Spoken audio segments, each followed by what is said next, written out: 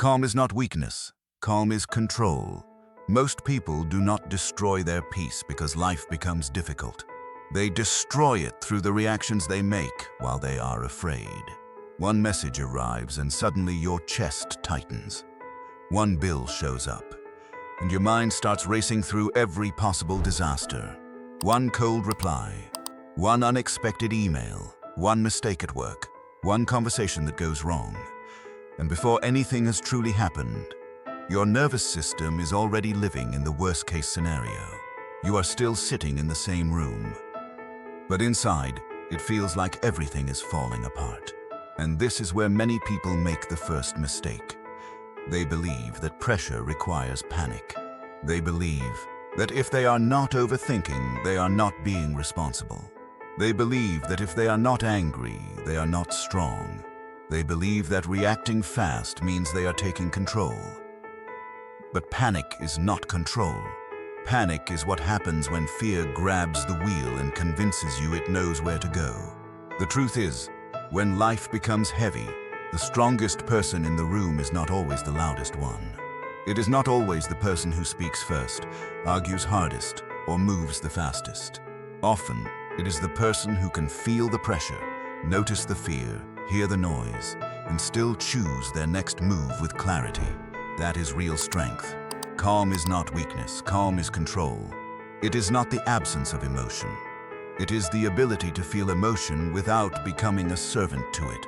It is the quiet space between what happens to you and what you decide to do next. It is the discipline to pause before you speak, breathe before you react, and think before you turn one difficult moment into a permanent decision. This audiobook is not about pretending that life is easy. It is not about forcing a smile when you are exhausted. It is not about denying pain, ignoring problems, or telling yourself that everything is fine when it clearly is not. And it is not about becoming cold, detached, or emotionless. This is about becoming steady. Steady when the deadline is close. Steady when money feels tight. Steady when someone misunderstands you. Steady when your plans fall apart. Steady when your phone keeps lighting up and every notification feels like another demand on your mind. Because difficult seasons will come. There will be days when you wake up already tired. Days when work feels heavier than usual. Days when family problems follow you into every room. Days when you do your best and the result still does not arrive the way you hoped. Days when you want to react, defend yourself, escape, shut down, or say something just to release the pressure inside you. But in those moments, your greatest power is not speed. It is steadiness. You cannot always choose what happens. You cannot control every person, every outcome, every delay, every disappointment, or every uncomfortable conversation. But you can train the part of you that responds. You can build an inner place where pressure is allowed to exist without taking over your identity. You can feel fear without becoming fear. You can carry stress without becoming stress. You can walk through a difficult chapter without deciding that your whole life is broken. That is what you are going to learn here. You will learn how to recognize what is happening inside you before your emotions take over. You will learn how to create a pause between the trigger and your reaction. You will learn how to calm your body first, because a panicked body cannot produce a peaceful mind. You will learn how to separate the real problem from the frightening story your thoughts are building around it. And more than that, you will learn how to return your energy to what you can actually control. You will learn how to stop feeding panic with the words you repeat to yourself. You will learn how to make one clear decision instead of 10 fearful ones. You will learn how to endure long seasons without abandoning yourself. And slowly through practice, you will learn how to become the kind of person who does not need life to be easy in order to stay grounded. Because calm is not something you wait for. Calm is something you practice. You practice it in the breath before the answer, in the silence before the reply, in the moment you do not send the angry message. In the morning, you choose not to give your attention to chaos before you have even given it to yourself. In the evening, you remind yourself that one difficult day does not get to define your entire future. Every stressful moment is training you. The question is, what is it training you to become? It can train you to panic, to assume the worst, to react from fear, and to let every problem pull you away from yourself. Or it can train you to slow down, stand firm, think clearly, and become stronger than the emotional storm passing through you. So as you listen, do not try to fix your whole life at once. Begin with one simple truth. You do not have to wait for life to become easier before you become calmer. You can become steady while life is still uncertain. And the first step is understanding why difficult moments steal your calm in the first place. Chapter 1. Why hard times steal your calm. Before you can protect your calm, you have to understand what takes it away. Most people think they lose control because the situation is too big. But very often, the situation is only one part of the problem. The other part is what your mind believes the situation means. A delayed payment does not only look like a delayed payment. In a tired mind, it can become a warning that you are falling behind in life. A short message from someone you love does not only look like a short message. It can become proof that something is wrong, that they are pulling away, or that you are about to be hurt. A tense email from your boss does not only look like feedback. It can turn into a whole story about failure, rejection, and losing your place. The event happens once. The mind repeats it many times. That is one reason difficult moments become so heavy. You are not only dealing with what happened, you are dealing with the meaning your nervous system attaches to it. And the nervous system does not always ask, "Is this true?" It often asks, "Could this hurt me?" That question changes everything. When your system senses a possible threat, your body begins preparing before your wisdom has time to speak. Your breathing gets shorter. Your muscles tighten. Your thoughts move faster. Your attention locks onto the problem. You may feel an urgent need to explain, defend, fix, escape, or decide immediately. At that point, you are no longer responding only to reality. You are responding to alarm. This is why a person can sit alone in a quiet room and still feel like they are in the middle of a crisis. Nothing is chasing them. No one is yelling. The room is still. The door is closed. But inside, the body has already pulled the emergency signal. And once that signal is active, clear thinking becomes harder. You may know that the message can wait, but your hand still reaches for the phone. You may know that one mistake is not the end of your career, but your mind still plays the worst possible outcome. You may know that you need rest, but your thoughts keep telling you that rest is dangerous because there is still something unresolved. This is not because you are broken. It is because pressure changes the way attention works. Under pressure, the mind becomes narrow. It stops seeing the full picture and starts staring at the threat. It forgets the times you survived before. It forgets the skills you still have. It forgets that one problem can be serious without being final. Calm does not make you smarter by magic. Calm simply gives your intelligence room to return. Think about a person who receives a message from their manager late at night. "We need to talk tomorrow." That is all the message says. No details, no explanation. Just one sentence. A calm mind might say, "I do not know what this means yet. I will prepare, then wait." But a pressured mind begins building a whole movie. Maybe I made a mistake. Maybe they are disappointed. Maybe I am getting fired. Maybe I will not be able to pay rent. Maybe this is the beginning of everything falling apart. The next morning, the meeting turns out to be about a schedule change. The problem was small. The story was enormous. This is how many people lose peace. Not because every situation is truly dangerous, but because the mind fills empty space with fear when it does not have enough information. Uncertainty is one of the biggest thieves of calm. The human mind dislikes open loops. It wants answers. It wants closure. It wants to know what will happen, what people think, what the outcome will be, and whether everything is going to be okay. But life does not always answer quickly, so the mind starts guessing. And when the mind is tired, afraid, or under pressure, it rarely guesses gently. It usually guesses in the direction of danger. This is where you must learn to separate discomfort from actual danger. Discomfort is painful. It can be heavy, awkward, embarrassing, disappointing, or uncertain. But discomfort does not always require an emergency response. A hard conversation is uncomfortable. Waiting for an answer is uncomfortable. Being criticized is uncomfortable. Facing a mistake is uncomfortable. Having less money than you expected is uncomfortable. But not every uncomfortable moment is a threat to your life, your worth, your future, or your identity.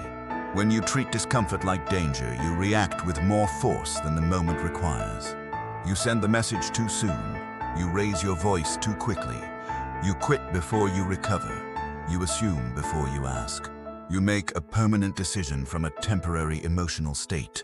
And often the reaction creates more damage than the original problem. This is why awareness matters. Not soft awareness, not vague self-reflection, real awareness. The kind that can stop in the middle of an emotional wave and ask, what am I making this mean? That question is powerful because your reaction is usually connected to meaning. If the meaning is, I made a mistake and I need to correct it, you can stay grounded. If the meaning is, I am a failure and everyone is going to see it, your body will begin fighting a much larger battle. If the meaning is, this person is busy, you can wait. If the meaning is, I am being abandoned, your fear will start speaking for you. The facts matter, but the meaning you attach to the fact often decides the size of your reaction. So the next time your calm starts slipping, do not immediately attack yourself. Do not begin with, why am I so weak, or why can't I handle this? Those questions only add shame to stress. Start with something more useful. Ask, what does this moment feel like it is threatening? Is it threatening your security, your image, your relationship, your sense of control, your belief that you are enough, your hope that things are finally going to be okay? This question does not make the problem disappear, but it helps you see why the reaction feels so intense. And once you can see the reaction, you are no longer completely inside it. That is the beginning of self-command. A person without awareness becomes the reaction. A person with awareness can observe the reaction. There is a quiet power in being able to say, fear is here, but fear is not the whole truth. There is strength in saying, my body is alarmed, but I do not have to obey the alarm immediately. There is maturity in saying, this moment is uncomfortable, but I will not turn it into a disaster before I have the facts. That is how calm begins. Not as a feeling, as a separation. A little space between the event and the meaning. A little space between the alarm and the action. A little space between the fear and the decision. Hard moments steal your calm when they convince you that every feeling is an instruction, every thought is a fact, and every discomfort is an emergency. But you do not have to live that way. Some feelings are signals, not commands. Some thoughts are guesses, not truth. Some problems are serious, but still manageable. Some moments are painful, but not permanent. And some storms inside you only become destructive when you let them take control of your hands, your words, and your choices. So the goal is not to become someone who never feels pressure. The goal is to become someone who understands pressure well enough not to follow it blindly. Once you understand what steals your calm, you can begin to guard it. And the next skill is simple but powerful. Learning how to pause before life pulls you into reaction. Chapter 2. Pause before life pulls you into reaction. The first skill of calm is not breathing. It is not positive thinking. It is not pretending that nothing bothers you. The first skill of calm is learning how to pause before your reaction becomes your decision. Because in difficult moments, the first impulse is often the most dangerous one. Not because it is always wrong, but because it is usually unfinished. It comes from the sharpest part of the emotion, not the clearest part of the mind. You feel disrespected, so you want to reply immediately. You feel misunderstood, so you want to explain everything at once. You feel afraid, so you want to control the outcome before you even understand it. You feel embarrassed, so you want to defend yourself before anyone has fully spoken. This is how many problems grow. Not from the original situation, but from the reaction that follows it too quickly. A message comes in. You answer with anger. Now the issue is no longer just the message. It is also the damage caused by your answer. A disagreement starts. You raise your voice. Now the issue is no longer just the disagreement. It is also the memory of how you handled it. A setback happens at work. You panic, rush, and make 3 more mistakes. Now the problem has multiplied. This is why the pause matters. The pause is not weakness. The pause is protection. It protects your words from becoming weapons. It protects your choices from being hijacked by fear. It protects your future self from having to clean up what your emotional self created in a moment of pressure. Many people believe that pausing means doing nothing, but pausing is not the same as avoiding. Avoiding says, I do not want to face this. Pausing says, I want to face this with more control. There is a huge difference. Avoidance runs away from responsibility. A pause creates enough space to respond with responsibility. When you pause, you are not surrendering your power. You are collecting it. You are giving your mind a few seconds to catch up with your emotions. You are allowing your body to come down from the first wave. You are refusing to let the loudest feeling in the room become the leader of your life. Think about the last time you said something you regretted. It probably did not happen after 10 minutes of calm reflection. It probably happened in the first few seconds of being triggered. Someone said something. Your pride reacted. Your fear reacted. Your pain reacted. Before wisdom could enter the room, the words had already left your mouth. That is why a few seconds can change everything. A 5-second pause can stop a sentence that would take 5 months to repair. A 10-minute walk can prevent a decision that would cost you years. One night of waiting can save you from sending a message that does not represent who you really are. The pause gives your values time to arrive. Because your first impulse is not always your true self. Sometimes your first impulse is your wound. Sometimes it is your exhaustion. Sometimes it is your fear trying to protect you. Sometimes it is your ego trying to prove you are not weak. But your true self is usually quieter. It does not always speak first. It often needs a little space. So when life pulls you toward reaction, create that space on purpose. You can begin with one simple rule. Do not respond at the peak of emotion. Not to the message, not to the email, not to the criticism, not to the conflict, not to the fear in your own head. The peak is when your body is loudest and your judgment is narrowest. It is when everything feels urgent, personal, and final.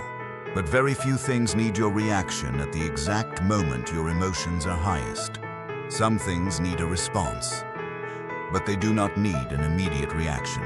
This rule alone can change the way you handle hard days. When an email upsets you, write the reply if you need to, but do not send it yet. Let it sit. Read it later with a calmer mind. When a conversation becomes heated, say, I need a moment before I answer this. You do not need to disappear. You do not need to win the argument immediately. You need to keep yourself from becoming careless with your words. When fear tells you to make a big decision right now, ask, would I still choose this tomorrow if I were not so overwhelmed? That question can save you, because fear loves urgency. Fear says, do it now, fix it now, escape now, prove yourself now, decide now. But wisdom often says, slow down, get more information, let the first wave pass, then choose. This does not mean you become passive. It means you stop confusing speed with strength. Some of the strongest people you will ever meet are not fast reactors. They are measured responders. They do not let every emotion pull them into motion. They have trained themselves to wait until they can see clearly enough to act well. That kind of discipline is rare, and it is powerful. Here is a practical way to build it. The next time you feel triggered, Do 3 things before you respond. First, name what is happening. Say to yourself, I am activated right now. Not I am right, not they are wrong. Not everything is ruined, just I am activated. This simple sentence separates you from the reaction. It reminds you that something is happening inside you, but it does not have to become your identity. Second, delay the action. Do not send, do not shout, do not decide, do not accuse, do not quit. Give yourself a short boundary, 5 minutes, 10 minutes, 1 hour. A night of sleep if the decision is serious. The delay is not there to make you weak. It is there to make you accurate. Third, ask for the next wise move. Not the most emotional move, not the most satisfying move, not the move that proves your point, the wise move. Sometimes the wise move is asking a question. Sometimes it is staying silent for a moment. Sometimes it is apologizing. Sometimes it is leaving the room before you become cruel. Sometimes it is saying, I hear you, but I need time to think. The pause does not remove the problem. It changes the person who is facing the problem. And that changes everything. Because when you pause, you are no longer being dragged by the moment. You are standing inside it with a little more authority. You are saying, I may feel this strongly, but I will not let this feeling choose my character. That is the heart of emotional control. Not suppressing what you feel, not denying what happened, not pretending you are unaffected, but refusing to let your first reaction become the final version of you. Life will continue to test this skill. People will say things you do not expect. Plans will shift. Pressure will rise. Something will interrupt your peace when you are already tired. And in that moment you will feel the pull to answer too fast, the pull to defend too hard, the pull to make the situation bigger than it has to be. That pull is not a command. It is an invitation to practice. Pause. Let the first wave pass. Give your wisdom time to arrive. Because once you can pause before reacting, you create the doorway to the next level of calm. Learning how to settle your body before you try to control your mind. Chapter 3. Calm your body before you argue with your mind.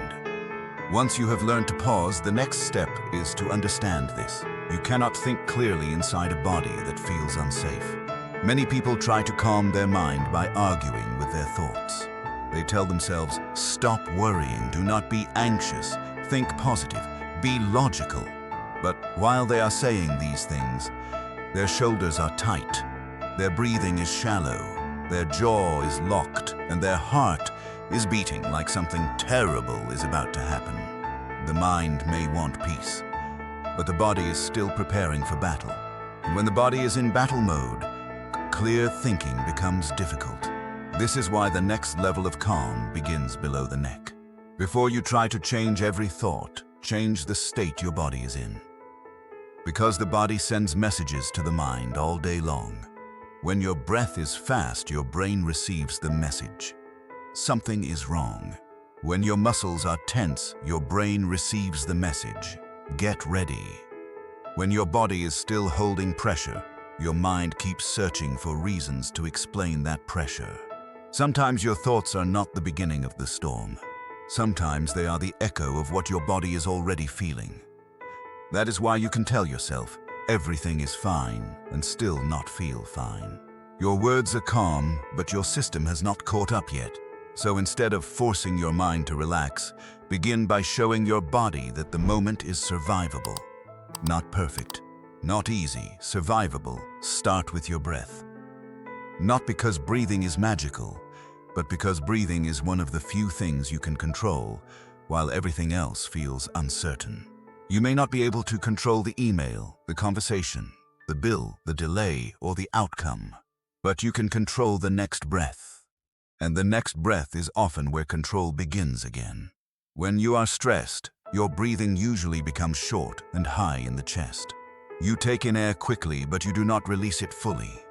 Your body stays loaded. Your system stays alert. To reverse that, make the exhale longer than the inhale. Breathe in slowly, then breathe out even slower. Do not rush it. Do not turn it into a performance. You are not trying to prove that you are calm. You are giving your body evidence that it does not have to stay locked in emergency mode. A long exhale is a message. It tells the body we are not running right now.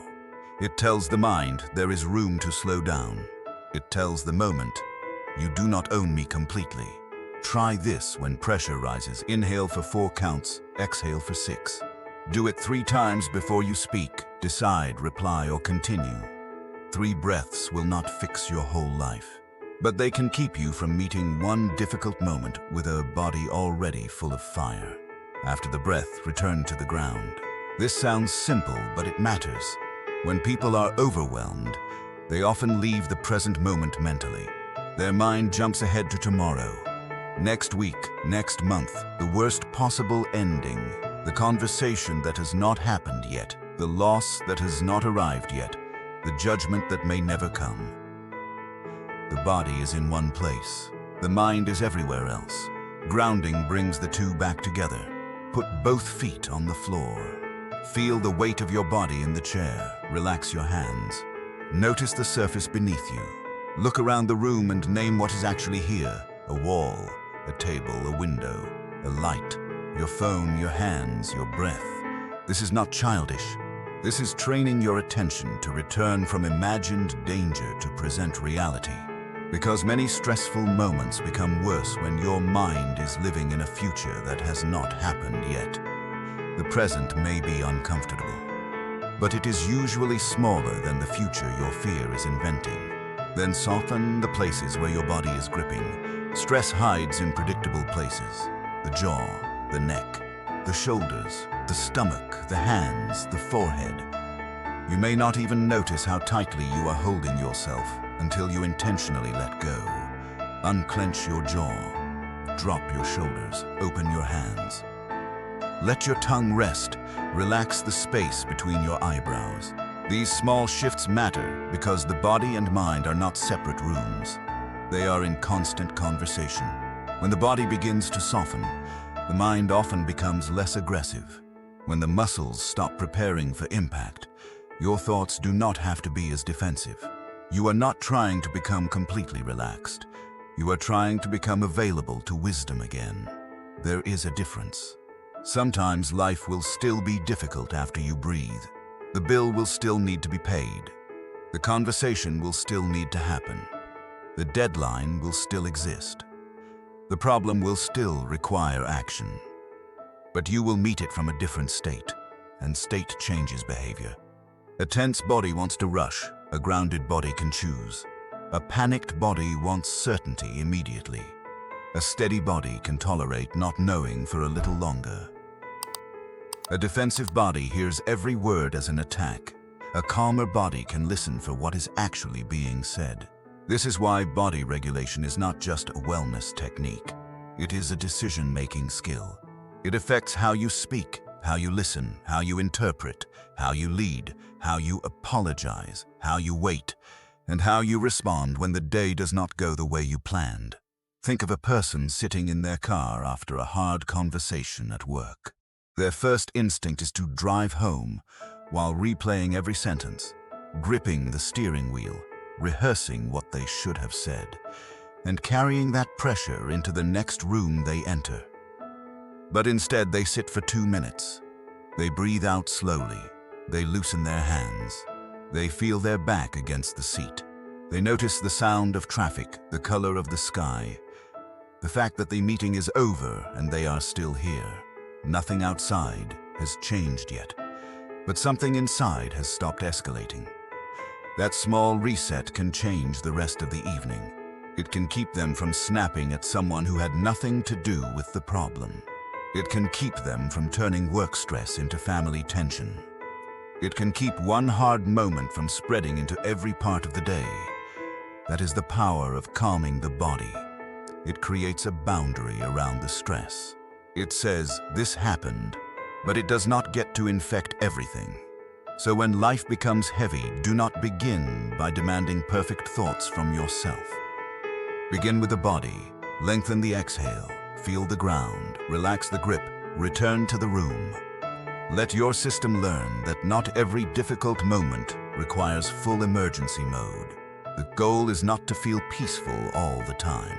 The goal is to become skilled at returning to your breath, returning to your body, returning to the present, returning to the part of you that can choose wisely. Because once your body is no longer fighting the moment, your mind has a better chance of seeing it clearly. And that clarity leads to the next skill. Learning how to separate the real problem from the story your mind creates around it. Chapter 4. Separate the problem from the story in your head. After your body begins to settle, your mind becomes easier to examine. And this is where the next skill begins. You have to learn how to separate the real problem from the story your mind creates around it. Because most of the time, what hurts you is not only the event. It is the interpretation that arrives immediately after the event. It is the meaning your mind builds before you have enough information. It is the invisible sentence that says, "This means something terrible about me, about them, or about the future." The real problem may be small enough to handle, but the story can make it feel impossible. A friend does not reply for several hours. That is the problem. The story says, "They are ignoring me. I must have done something wrong." Maybe they do not care anymore. Your manager asks to speak with you tomorrow. That is the problem. The story says, "I am in trouble. I made a mistake. This is going to end badly." You look at your bank account and realize money is tighter than expected. That is the problem. The story says, "I will never get ahead. I am failing as an adult. My life is always going to be this stressful." Notice the difference. The problem is what happened. The story is what your fear adds to it. This difference matters because you cannot respond wisely to a story you have mistaken for reality. When the mind is under pressure, it often fills in the blanks with the worst possible explanation. It takes one fact and stretches it into a future. It takes one moment and turns it into a pattern. It takes one uncomfortable feeling and uses it as evidence that something is wrong. But a feeling is not always proof. A thought is not always truth, and a possible outcome is not the same as a certain one. This is where many people lose their calm. They do not wait for the facts to arrive. They react to the movie playing in their head. They defend themselves before anyone has attacked them. They withdraw before anyone has rejected them. They panic before anything has collapsed. They make plans against disasters that have not happened. And by the time the real situation becomes clear, they are already exhausted from fighting an imagined version of it. A calm mind does not deny reality. It simply refuses to add extra fear to it. This is not about being naive. It is not about pretending every situation is harmless. Some problems are real. Some conversations are serious. Some mistakes have consequences. Some relationships are changing. Some bills do need attention. Some decisions cannot be ignored. But even when the problem is real, the story can still make it worse. The story says, "This always happens to me." The facts may say, "This happened today." The story says, "I cannot handle this." The facts say, "I am uncomfortable, but I have handled hard things before." The story says, "Everything is ruined." The facts may say, "One part of this is difficult, and I need to deal with that part first." When you separate the story from the facts, the problem becomes smaller. Not easy, but smaller. And smaller problems can be handled with clearer decisions. One powerful question can help you do this. What do I know for sure? Not what do I fear, not what do I imagine, not what do I assume. What do I know for sure? If the answer is, "I know they have not replied yet," then stay there. Do not add, "They are angry." Do not add, "They are leaving." Do not add, "I am not important." You may feel those fears, but they are not facts yet. If the answer is, "I know my boss wants to talk tomorrow," then stay there. Do not add a whole ending before the conversation has even happened. If the answer is, "I know money is tight this week," then stay there. Do not turn one financial challenge into a declaration that your entire future is doomed. This practice sounds simple, but it requires discipline. The mind enjoys certainty, even painful certainty. Sometimes it would rather believe a negative story than sit with the discomfort of not knowing. At least the negative story feels like an answer. At least it gives your fear something to hold. But false certainty is expensive. It costs peace, it costs sleep, it costs focus, it costs relationships. It costs the ability to see what is actually in front of you. A steady person learns to say, "I do not know yet." Those words may feel weak at first, but they are powerful. They stop the mind from pretending it has evidence it does not have. They create room for reality to reveal itself. They prevent fear from becoming the author of your next move. Try this when your thoughts start building a frightening story. Write down 2 columns. In the first column, write facts. In the second column, write story. Under facts, write only what can be proven. Under story, write what your mind is assuming, predicting, or fearing. You may be surprised by how little is actually fact and how much is interpretation. This does not mean you ignore the story completely. The story may show you where you feel vulnerable. It may show you what you care about. It may show you an old wound or a fear that needs attention. But you do not have to obey it as if it is reality. You can listen without surrendering. You can notice without believing everything. You can say, "This is the story my mind is telling, but I will wait for more truth before I act." That sentence alone can protect you from many unnecessary reactions. Because many painful decisions are not made from facts. They are made from fear pretending to be facts. When you separate the problem from the story, you return to the ground. You stop fighting shadows. You stop trying to solve 10 imagined disasters and begin handling the one real issue that is actually present. And once you can see the real issue, the next step becomes clearer. You must decide what is truly yours to control and what you have to release. Chapter 5. Control what is yours. Release what is not. One of the fastest ways to lose calm is to spend your energy trying to control what was never yours to control. You try to control what people think. You try to control how they feel. You try to control how quickly they understand you.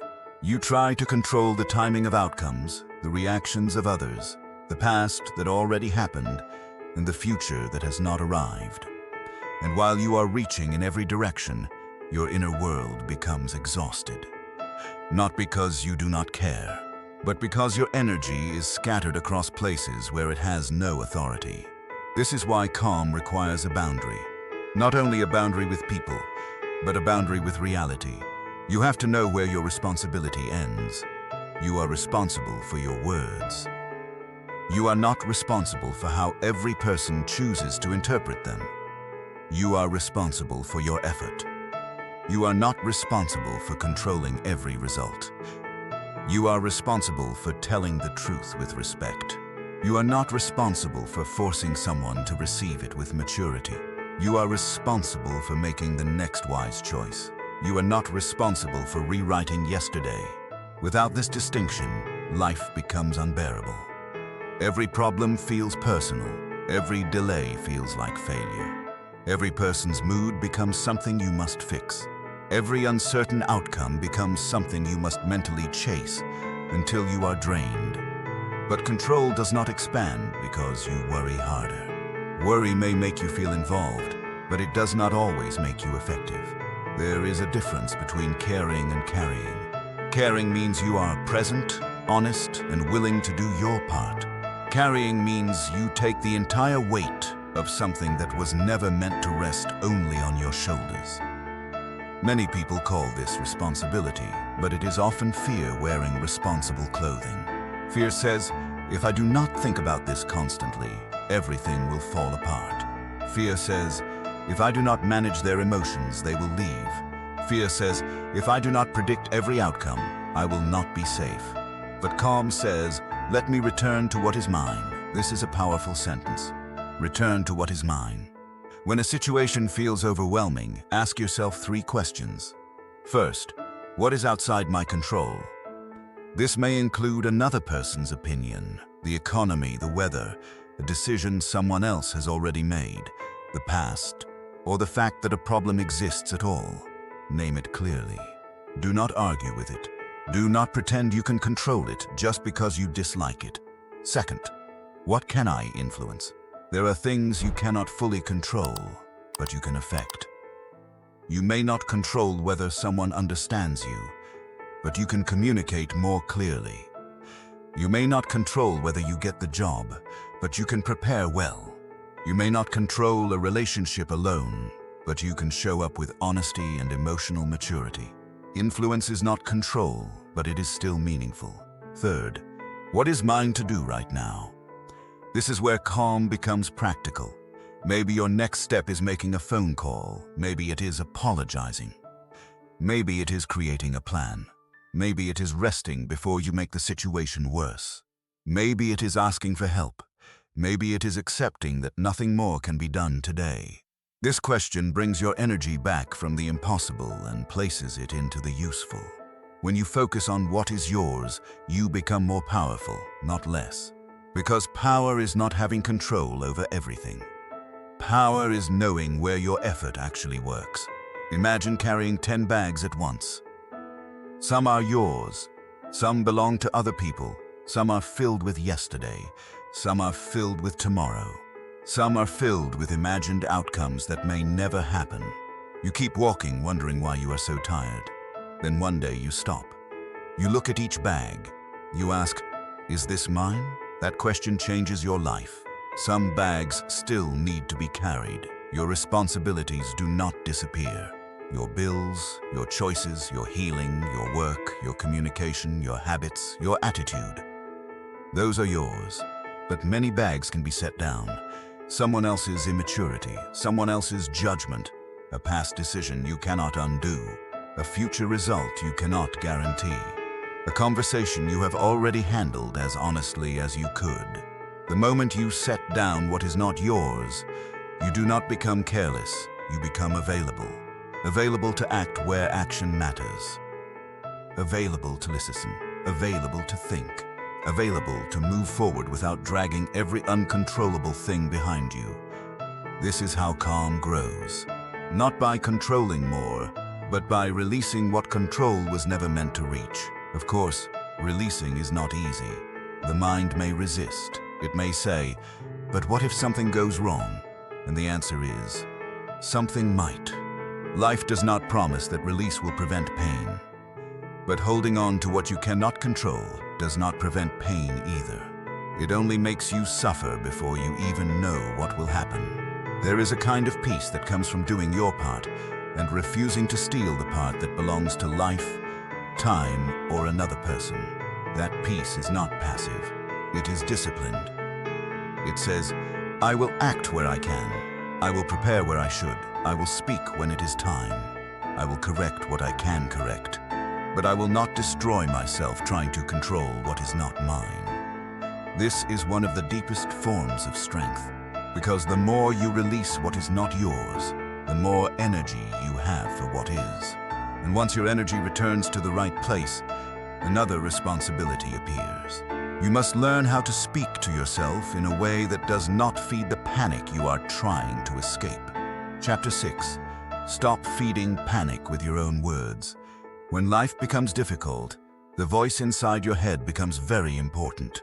Not because every thought is true, but because repeated words shape the way your mind experiences pressure.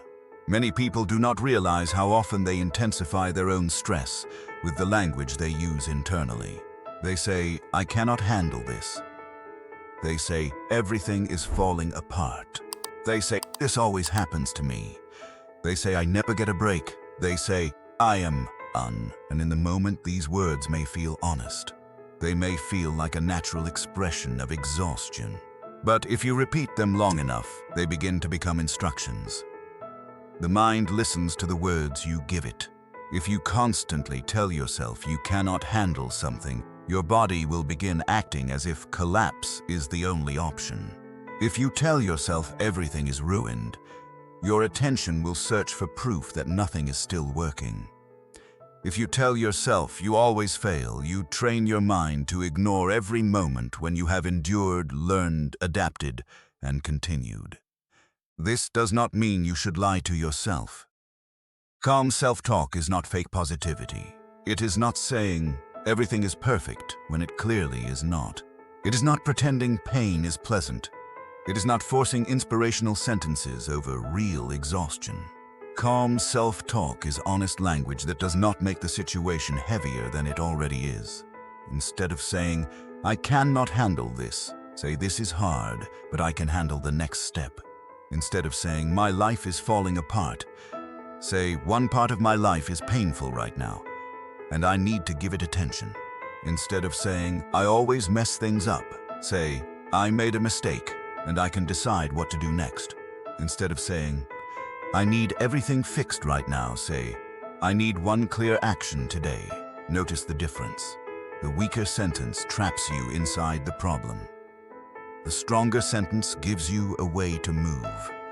Words can either close the room or open a door. This matters most when you are alone with your thoughts.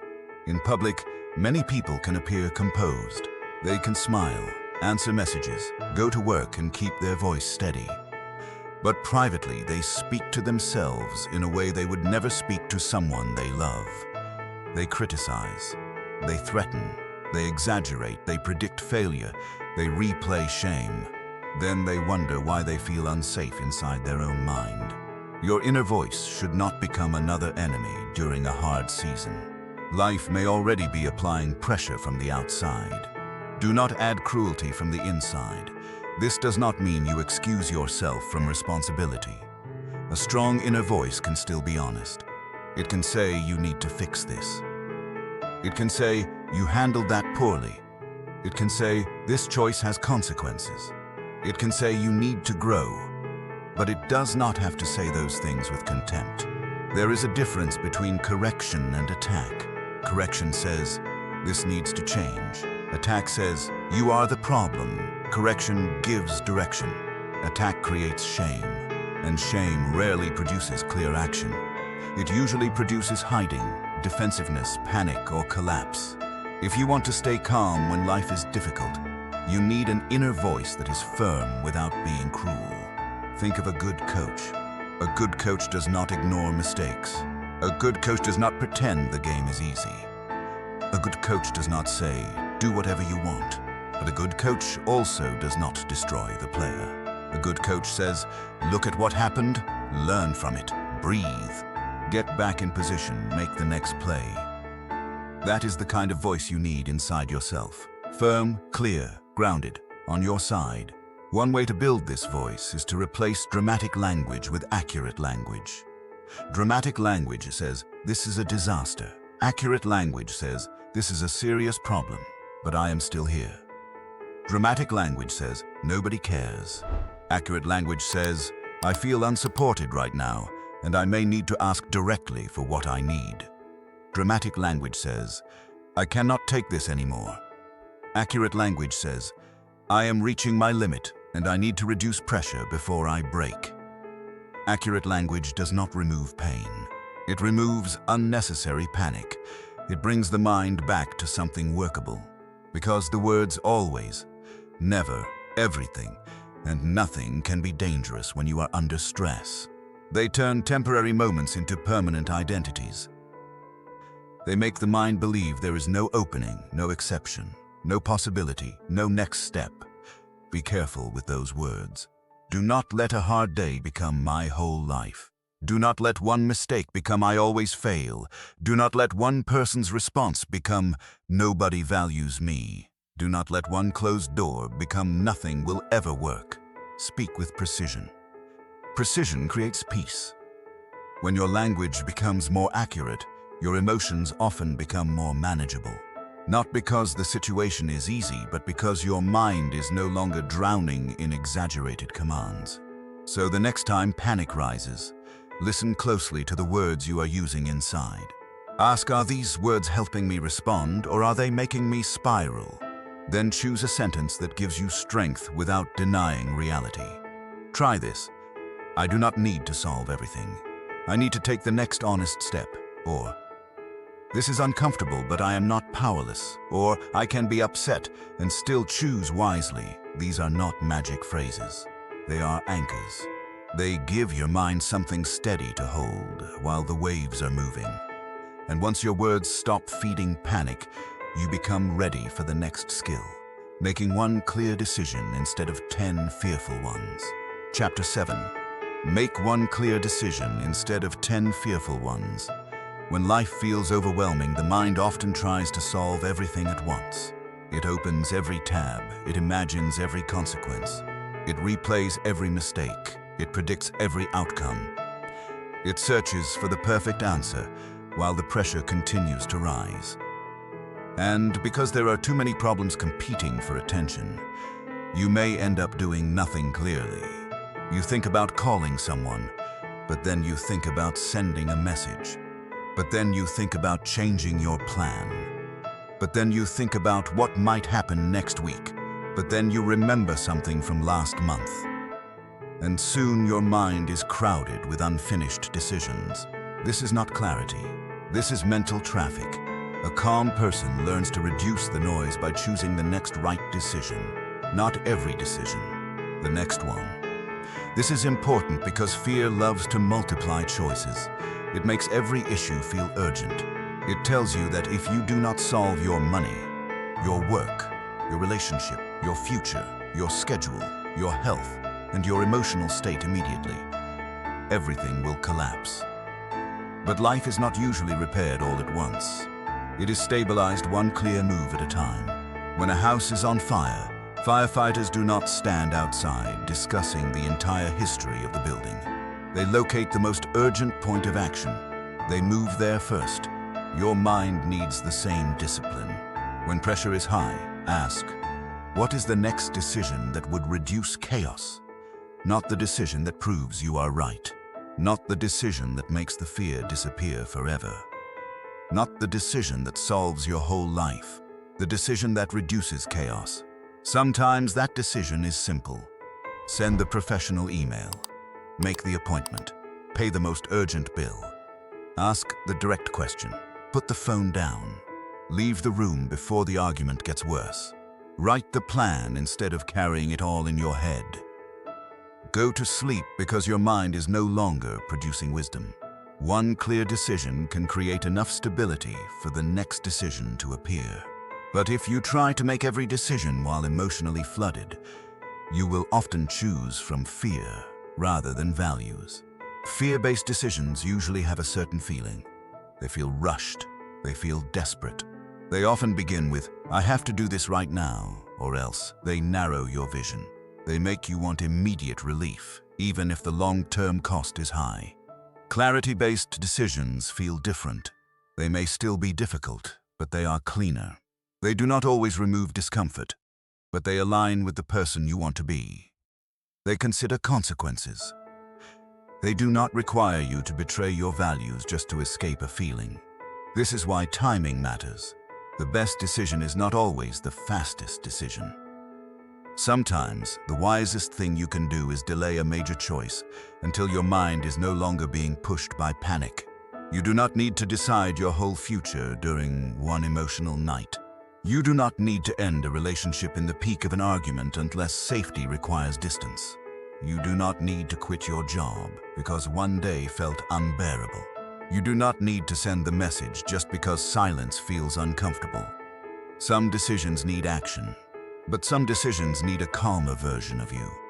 A practical method is to divide decisions into 3 categories. First, urgent and important. These are things that truly need attention soon. Not because your fear says so, but because reality does. A deadline, a safety issue, a necessary conversation, a financial responsibility, a health matter. Second, important but not immediate.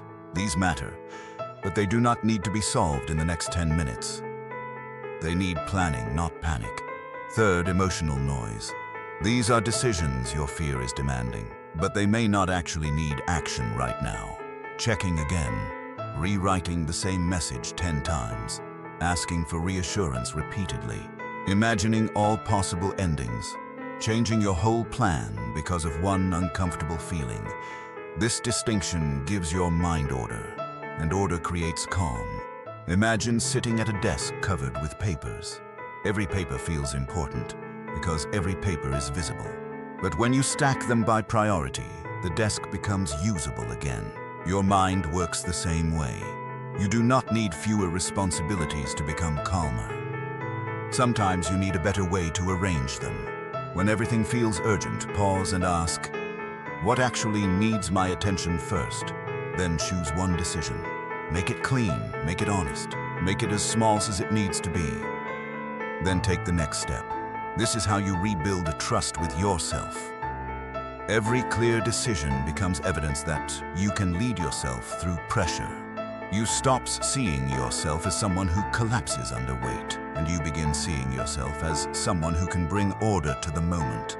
That identity matters. Because calm is not just a feeling you experience. It is a leadership role you take inside your own life. You become the person who says, we are not solving everything right now. We are doing the next right thing. That sentence can carry you through more than you think. The goal is not to make perfect decisions. The goal is to make conscious decisions. Decisions that are not dragged out of you by panic. Decisions that are not designed only to escape discomfort. Decisions that keep you aligned with your future self. And once you learn how to choose clearly in the moment, you need another kind of strength for the seasons that do not end quickly. That strength is emotional endurance. Chapter 8. Build emotional endurance for long seasons. Some difficult moments pass quickly. A tense conversation ends. A bad day closes. A problem gets solved. A misunderstanding clears. But some seasons do not end in one afternoon. Some pressure stays. A job search stretches longer than expected. A financial burden takes months to repair. A relationship takes time to heal. A family responsibility becomes part of daily life. A dream moves slower than you hoped. A loss changes the way ordinary days feel. In these seasons, calm cannot depend on quick relief. You need endurance. Emotional endurance is the ability to stay with yourself when life does not improve as fast as you want it to. It is not pretending you are fine. It is not forcing yourself to be strong every hour. It is not waking up every morning with perfect motivation. It is the quieter strength of continuing to care for your mind, your body, your responsibilities, and your character while the answer is still unfolding. Many people can stay calm for one moment. Fewer people can stay steady through a long uncertainty. Because long seasons test different parts of you. They test patience. They test identity. They test hope. They test whether you can keep doing small, necessary things when you are tired of needing to be strong. This is where many people make a painful mistake. They assume that because they feel tired, they are failing. But tired does not always mean failing. Sometimes tired means you have been carrying something real for a long time. Sometimes tired means you need recovery, not self-attack. Sometimes tired means the strategy must change, not that you are weak. Endurance does not mean pushing at the same speed forever. Endurance means learning how to continue without destroying yourself. There will be days when your best looks smaller than usual. That does not make it worthless. On a strong day, your best may look like solving 3 problems, having the hard conversation, exercising, working deeply, and planning ahead. On a heavy day, your best may look like taking a shower, answering one important message, eating something real, and not making the situation worse. Both can be discipline. Maturity is knowing the difference between quitting and adjusting the pace. A person with emotional endurance knows how to reduce the load without abandoning the path. They rest, but they do not disappear from their life. They slow down, but they do not surrender their values. They admit pain, but they do not make pain their identity. They ask for support, but they do not hand away their responsibility. This kind of endurance is built through small promises kept during hard days. Not dramatic promises, small ones. I will get out of bed. I will drink water. I will make the call. I will not speak to myself with cruelty today. I will do one thing that moves my life forward. I will not confuse this season with my whole future. These promises may seem simple, but they are how you prove to yourself that you are still present, and presence matters.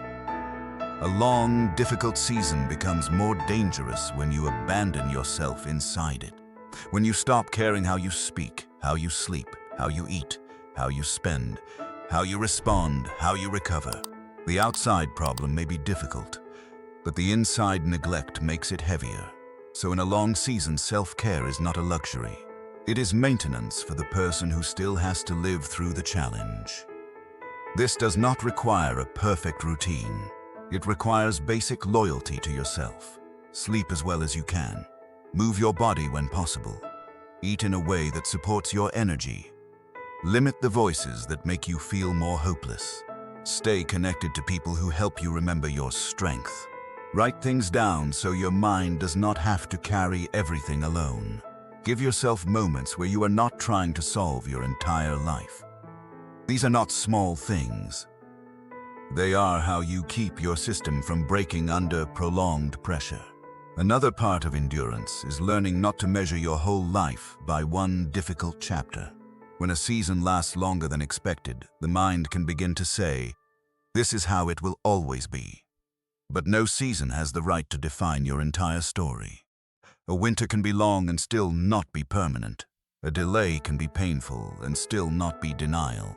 A setback can be real and still not be the end. You may not be able to see the full path yet, but you can still take care of the person walking it. That is endurance. Not certainty, care. You keep showing up, not because every outcome is guaranteed, but because abandoning yourself would make the road darker. So when life enters a long, difficult season, do not demand constant strength from yourself. Build rhythm instead. Work, rest, reflect, adjust, continue. This rhythm will carry you better than intensity alone. Intensity burns fast. Rhythm survives. You do not need to win the whole season today. You need to live today in a way that does not make tomorrow harder. That is a powerful standard. And once you learn endurance, you can support it with structure. Because the way you design your day can either protect your calm or expose it to unnecessary chaos. Chapter 9. Design your day so chaos cannot own you. Calm is not only built in crisis. It is built in the structure of ordinary days. Many people try to stay steady while living in a way that constantly feeds disorder. They wake up and immediately reach for the phone. Before their feet touch the floor, their mind is already inside messages, news, demands, opinions, problems, and other people's emotions. They begin the day invaded. Then they wonder why they feel behind before anything has truly started. The way you enter your day matters, not because every morning has to be perfect, but because the first inputs often set the tone for your nervous system. If your first act is giving your attention away, you may spend the rest of the day trying to get it back. A calmer day begins with ownership. Even 5 minutes of ownership can change the direction of your mind. Before the phone, breathe. Before the noise, sit up. Before the demands, ask, what kind of person do I need to be today? This question is simple, but it is powerful. It shifts your mind from reaction to intention. You may not know everything that will happen today. You may not control the traffic, the emails, the conversations, the delays, or the problems that appear. But you can choose the posture you want to bring into them. Patient, focused, honest, steady, clear, prepared. Choose one word. Let it become your anchor. Then decide what truly matters today, not 20 things.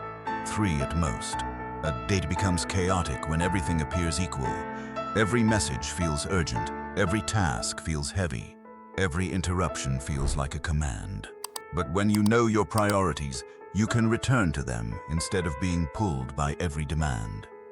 Write them down. The mind is not designed to be a storage room for every responsibility, fear, reminder, plan, and unfinished thought.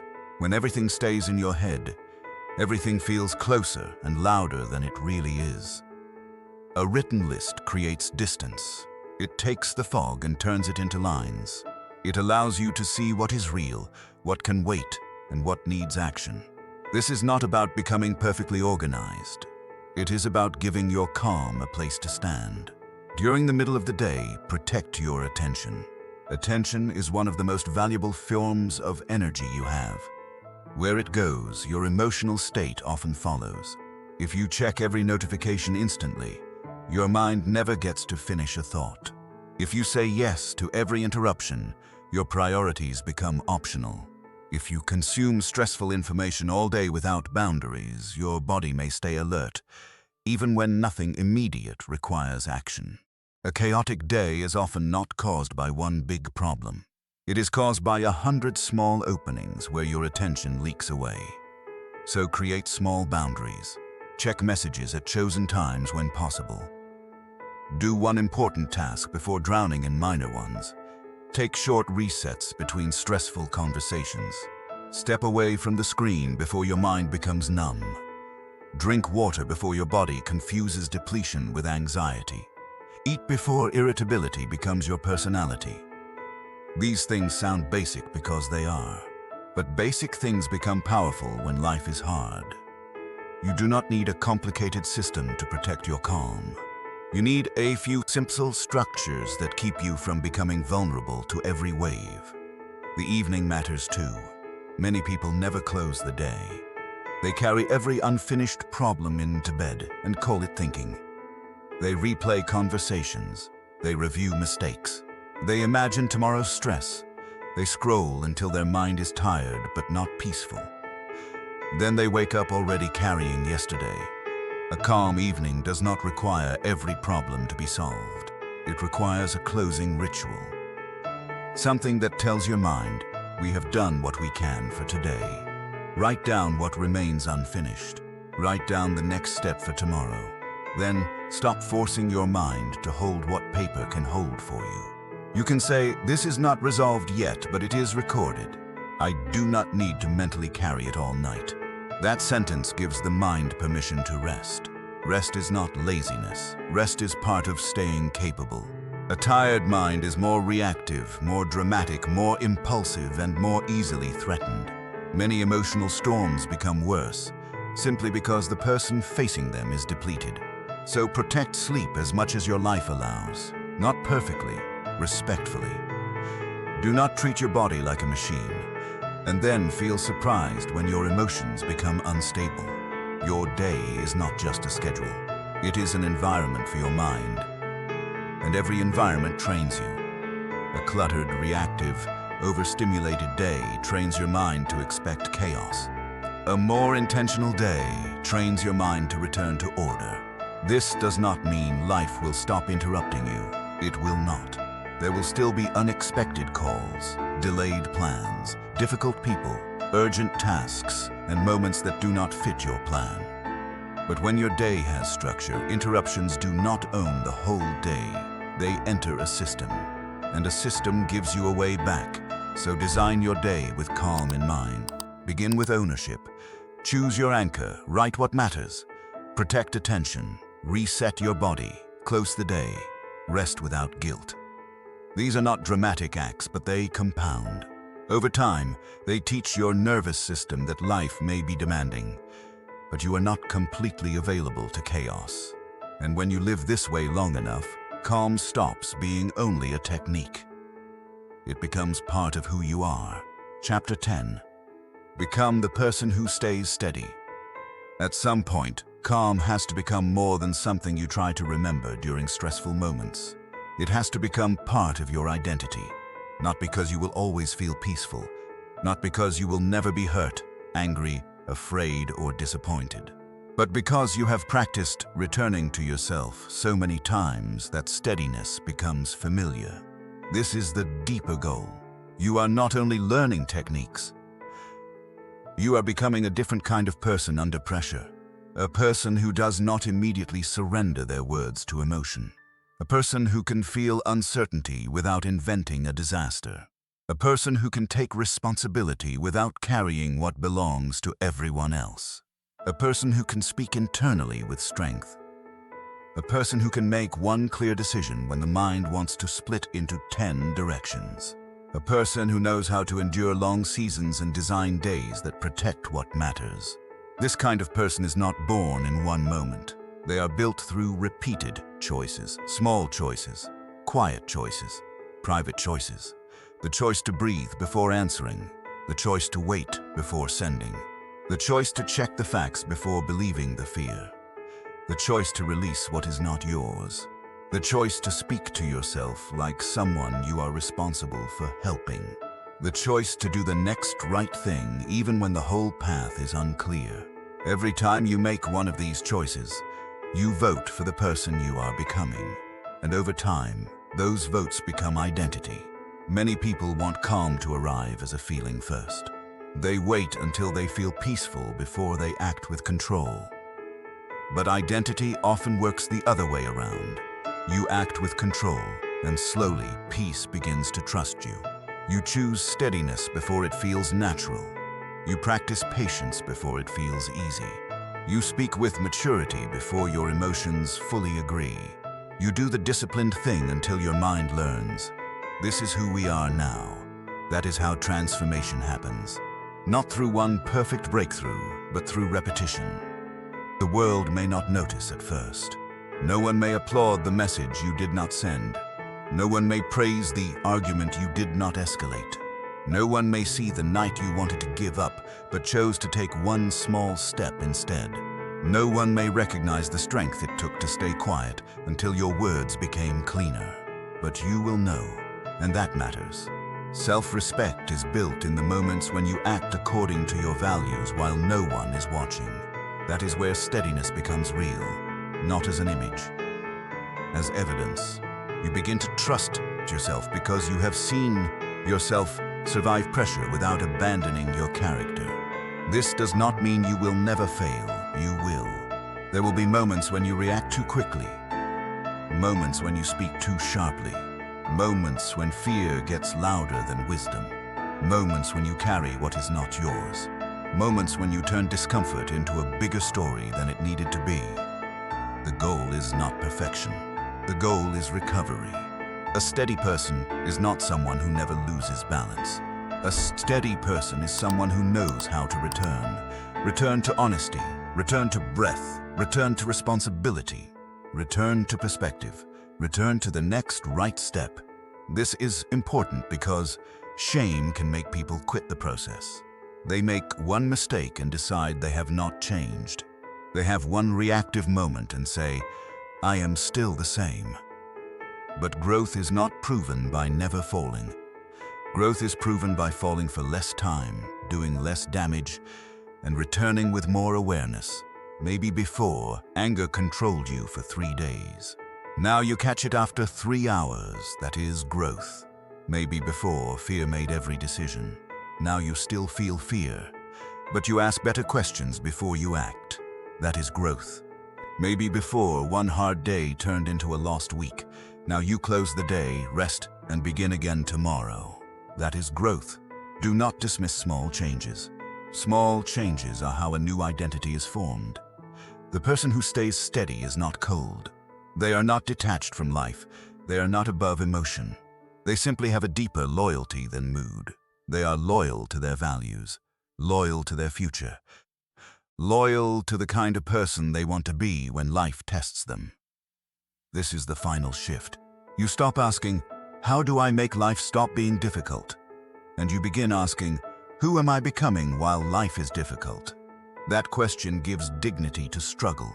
It reminds you that even when you cannot choose the circumstance, you are still shaping the self who walks through it. So become the person who stays steady, not loud, not perfect, not untouched, steady. The person who can stand in pressure without becoming pressure. The person who can experience fear without letting fear become the leader. The person who can move through hard seasons without deciding that pain gets to define the entire story. This is not out of reach. It is built one moment at a time. One pause, one breath, one honest sentence, one clear decision. One day designed with intention. One return after you lose your way. And eventually, calm is no longer something you chase. It becomes a place inside you that you know how to find again. Life can be hard, but you can be steady. Life will not always become easier on the day you need it to. There will still be pressure, There will still be uncertainty. There will still be people you cannot control, outcomes you cannot force, problems you did not expect, and seasons that ask more from you than you thought you had. But now you know something important. You do not have to meet difficulty with panic. You do not have to let the first wave of emotion become the final version of your response. You do not have to believe every story your fear creates. You do not have to carry what was never yours. You do not have to speak to yourself in a way that makes the weight heavier. You do not have to solve your whole life in one exhausted moment. You can pause. You can breathe. You can return to the facts. You can choose what is yours. You can use words that give strength without denying reality. You can make one clear decision. You can endure slowly. You can design your day with more intention. And you can become the kind of person who stays steady even when life is not. That is the real lesson. Calm is not a gift reserved for people with easy lives. Calm is a skill, a discipline, a practice, a relationship with yourself. It grows every time you refuse to abandon your character just because the moment is difficult. It grows every time you slow down enough to choose. It grows every time you return after losing your balance. So for the next 72 hours, practice this in a simple way. When pressure rises, do not rush to become perfect. Just do 3 things. Pause before you react. Exhale longer than you inhale. Ask, what is actually mine to do right now? That is enough to begin. Not because it fixes everything, but because it brings you back to yourself. And when you are back with yourself, you are no longer completely lost in the storm. You may still have problems to face, but you will face them with more space, more clarity, and more dignity than before. So remember this. You do not need life to be calm before you become calm. You do not need every answer before you take the next step. You do not need to feel strong every day to keep becoming stronger. You only need to keep returning to your breath, returning to your values, returning to what is true, returning to what is yours, returning to the person you are choosing to become. Life can be hard, but you can be steady. And sometimes that steadiness is the beginning of everything changing.